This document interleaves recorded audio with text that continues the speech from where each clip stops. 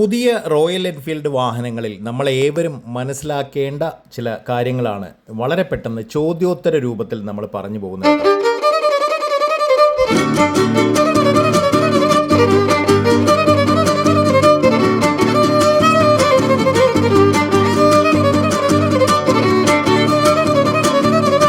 Interesting ആയിട്ടുള്ള കാര്യങ്ങളാണ് പറയാനുള്ളത്. പുതിയ ബുള്ളറ്റ് 350യിൽ അതിപ്പോൾ പുതിയതാണെങ്കിലും ബുള്ളറ്റ് ആണെങ്കിലും റോയൽ എൻഫീൽഡിൻ്റെ വെഹിക്കിൾസ് ആണെങ്കിലും മറ്റേത് കമ്പനി വെഹിക്കിൾസ് ആണെങ്കിലും എപ്പോഴാണ് പുതിയൊരു വാഹനത്തിൽ നമുക്ക് മികച്ച മൈലേജ് ലഭിക്കുക? ഇതൊരു വളരെ ഇമ്പോർട്ടൻ്റ് ആയിട്ടുള്ള ചോദ്യമാണല്ലേ.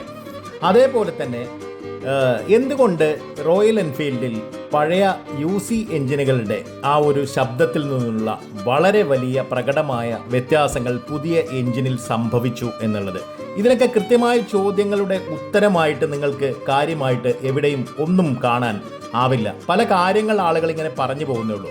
എന്നാൽ എന്താണ് യഥാർത്ഥത്തിൽ സംഭവിച്ചിരിക്കുന്നത് എന്നാണ് നമ്മൾ ഈ ചോദ്യോത്തരങ്ങളിലൂടെ നമ്മൾ മനസ്സിലാക്കാൻ വേണ്ടി ശ്രമിക്കുന്നത്. പുതിയ ബുള്ളറ്റ് 350യിൽ എപ്പോഴാണ് നമുക്ക് മികച്ച മൈലേജ് ലഭിക്കുക? ശ്രദ്ധിക്കുക, വാഹനം വാങ്ങി ആദ്യത്തെ 1000 മുതൽ 2000 കിലോമീറ്റർ വരെയുള്ള ബ്രേക്ക് ഇൻ പീരിയഡ് വളരെ പ്രധാനമാണ്. ഈ സമയത്ത് അമിത വേഗത ഒഴിവാക്കി കൃത്യമായ ഇടവേളകളിൽ സർവീസ് ചെയ്താൽ മാത്രമേ എഞ്ചിൻ പാകപ്പെടുകയുള്ളൂ. രണ്ടാം സർവീസിന് ശേഷമായിരിക്കും നിങ്ങൾക്ക് ഏകദേശം 35 മുതൽ 40 കിലോമീറ്റർ പെർ ലിറ്റർ എന്ന കൃത്യമായി മൈലേജ് ലഭിച്ചു തുടങ്ങുക. പലപ്പോഴും ചില വാഹനങ്ങളിൽ ചെറിയ പ്രശ്നങ്ങൾ സംഭവിക്കാറുണ്ട്, അത് യാഥാർത്ഥ്യമാണ്. പുതിയ J സീരീസ് എഞ്ചിനിൽ പഴയ UC എഞ്ചിനിൽ നിന്നും പുതിയ J സീരീസിലേക്ക് എത്തുമ്പോഴുള്ള പ്രകടമായ മാറ്റങ്ങൾ എന്തൊക്കെയാണെന്ന് കൂടി അടുത്ത ഒരു ഘട്ടത്തിലേക്ക് നമ്മൾ നോക്കുകയാണ്. പഴയ എഞ്ചിനിലെ അമിതമായ വൈബ്രേഷൻ ഒഴിവാക്കാൻ ഇതിലൊരു ബാലൻസർ ഷാഫ്റ്റ് ഉൾപ്പെടുത്തിയിട്ടുണ്ട് എന്നുള്ളതാണ്. അതാണ് പ്രകടമായിട്ടുള്ള വ്യത്യാസം കേട്ടോ. മെക്കാനിക്കൽ വ്യത്യാസമാണ് മനസ്സിലാക്കുക. പഴയതിനേക്കാൾ സ്മൂത്തായ റൈഡിങ്ങും കൃത്യമായ ഇന്ധന വിതരണത്തിനുമായി ഫ്യൂവൽ ഇഞ്ചക്ഷൻ സിസ്റ്റവും ഇപ്പോഴത്തെ എഞ്ചിൻ്റെ പ്രത്യേകതയാണ്. FI എന്ന് പറയും, ഫ്യൂവൽ ഇഞ്ചക്ഷൻ. ഇത് എഞ്ചിൻ്റെ ആയുസ്സും കാര്യക്ഷമതയും വർദ്ധിപ്പിക്കുന്ന കാര്യങ്ങളാണ്. പഴയ കാർബറേറ്ററുകൾ തിരിച്ചു കൊണ്ടുവരണമെന്നൊക്കെ ഉള്ള ആളുകളുടെ അഭിപ്രായ പ്രകടനങ്ങൾ നമ്മൾ കാണുന്നതാണ്. തീർച്ചയായിട്ടും പുതിയ കാലത്ത് അതിൻ്റെ ആവശ്യമില്ല എന്നാണ് മനസ്സിലാക്കേണ്ടത്. മറ്റൊന്നാണ് പ്രകടമായിട്ടുള്ള എൻജിൻ സൗണ്ട്, എക്സോസ്റ്റിൻ്റെ സൗണ്ട് അല്ലേ. ഈ നിയമങ്ങളും ശബ്ദവും എങ്ങനെ ബന്ധപ്പെട്ടിരിക്കുന്നു എന്നുള്ളതാണ് അതിനുള്ള മറുപടി. എന്തുകൊണ്ടാണ് പഴയ ആ ദുഡു ശബ്ദം അല്ലെങ്കിൽ ഖുഡ് ഖുഡ് ഖുഡ് ഖുഡ് ശബ്ദം അല്ലേ പുതിയ ബുള്ളറ്റിൽ എന്തുകൊണ്ട് ഈ ശബ്ദമില്ല? ഭാരത് സ്റ്റേജ് 6 അല്ലെങ്കിൽ BS6 എന്ന് പറയുന്ന പുതിയ സംവിധാനം, ഇത് മലിനീകരണ നിയന്ത്രണങ്ങളും മോട്ടോർ വാഹന വകുപ്പിൻ്റെ കർശനമായ ശബ്ദ പരിധികളുമാണ് കാരണക്കാർ. ശ്രദ്ധിക്കുക, മലിനീകരണ നിയന്ത്രണങ്ങളും മോട്ടോർ വാഹന വകുപ്പിൻ്റെ കർശനമായ ശബ്ദ പരിധികളുമാണ് ഈ ഒരു പ്രശ്നത്തിൻ്റെ പ്രധാന കാരണമായി ഭവിച്ചിട്ടുള്ളത്. പുക മലിനീകരണം കുറയ്ക്കാനായി ഘടിപ്പിച്ചിട്ടുള്ള കാറ്റലിക് കൺവെർട്ടറുകളും എക്സോസ്റ്റ് ഡിസൈനും ആ പഴയ ശബ്ദത്തെ നിയന്ത്രിക്കുന്നു എന്നുള്ളതാണ് കഥ.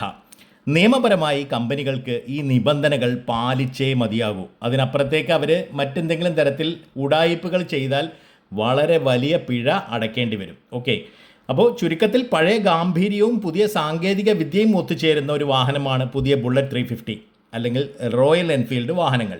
നിയമങ്ങൾ പാലിച്ച് കൃത്യമായ രീതിയിൽ വാഹനം ഓടിച്ചാൽ മികച്ച പെർഫോമൻസ് നിങ്ങൾക്ക് ലഭിക്കും. സുരക്ഷിതമായി ഡ്രൈവ് ചെയ്യുക, മനോഹരമായി ഡ്രൈവ് ചെയ്യുക.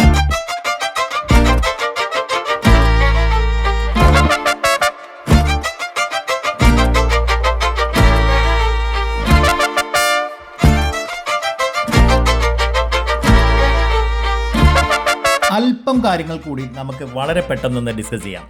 എന്തായാലും 2026 എത്തുമ്പോൾ പുതിയ ബുള്ളറ്റ് പഴയതിനേക്കാൾ ചെറുതായോ വലിപ്പക്കുറവുണ്ടോ? ഇത് 2024 തുടങ്ങുന്ന സംശയമാണ് കേട്ടോ.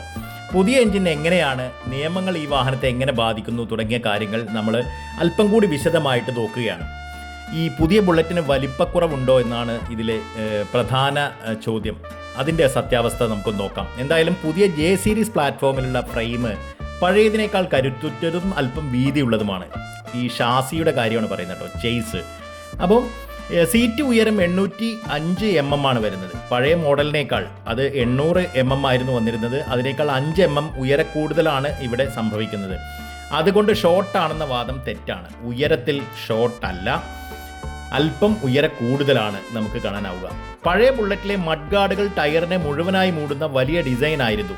പഴയതിൽ നിന്ന് അല്പം കൂടി ഒതുങ്ങിയതും ആധുനികവുമാണ് ഇപ്പോഴത്തെ മൽഗാർഡ്. ഇതാണ് കാഴ്ചയിൽ വലിപ്പക്കുറവ് തോന്നിപ്പിക്കുന്ന ഒരു ഘടകം.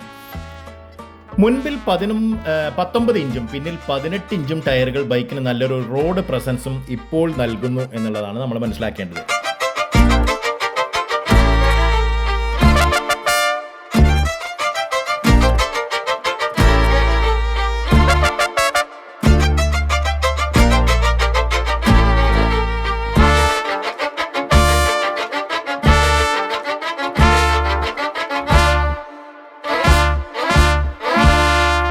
അപ്പോൾ എഞ്ചിനിൽ വന്ന പ്രകടമായ വ്യത്യാസങ്ങൾ, ഈ ബാലൻസർ ഷാഫ്റ്റ് ഘടിപ്പിച്ച കാര്യം, അതുവഴി വൈബ്രേഷൻ പൂർണ്ണമായി ഇല്ലാതായി.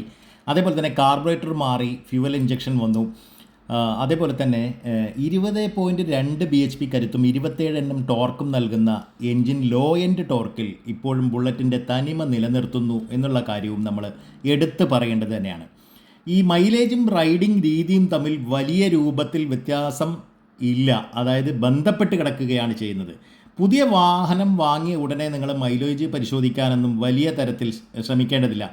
അതായത് ആദ്യത്തെ 2000 കിലോമീറ്ററിൻ്റെ കാര്യം നമ്മൾ പറഞ്ഞല്ലോ നേരത്തെ. 60-70 കിലോമീറ്റർ വേഗതയിൽ കൂടുതൽ ഓടിക്കാതിരിക്കാൻ ശ്രദ്ധിക്കുക. എൻജിൻ അമിതമായി ആയാസപ്പെടാത്ത രീതിയിൽ കൃത്യസമയത്ത് ഗിയർ മാറ്റുക. രണ്ടാമത്തെ സർവീസിന് ശേഷം എൻജിൻ പാകപ്പെടുമ്പോൾ നിങ്ങൾക്ക് ഏകദേശം 35 മുതൽ 40 കിലോമീറ്റർ വരെ മൈലേജ് കിട്ടുമെന്നൊക്കെ നമ്മൾ നേരത്തെ പറഞ്ഞല്ലോ. ഈ എൻജിൻ ഓയിൽ കൃത്യസമയത്ത് മാറുന്നത് മൈലേജ് നിലനിർത്താൻ സഹായിക്കുന്ന ഘടകമാണ് കേട്ടോ. അതേപോലെ തന്നെ ആ ഒരു ഭാരത് സ്റ്റേജ് 6 നിബന്ധനകൾ പ്രകാരം പുക മലിനീകരണം കുറയ്ക്കാൻ വേണ്ടിയും കാറ്റലിക് കൺവെർട്ടറുകളുമൊക്കെയാണ് ശബ്ദത്തിലുള്ള പ്രധാന ആ ഒരു കുറവ് സംഭവിക്കാനുള്ള കാരണം.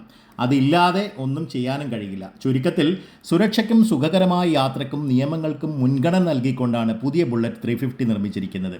വലിപ്പത്തിലല്ല, അതിൻ്റെ പെർഫോമൻസിലാണ് കാര്യം എന്നുള്ളതാണ് നമ്മൾ കൃത്യമായി മനസ്സിലാക്കേണ്ടത്.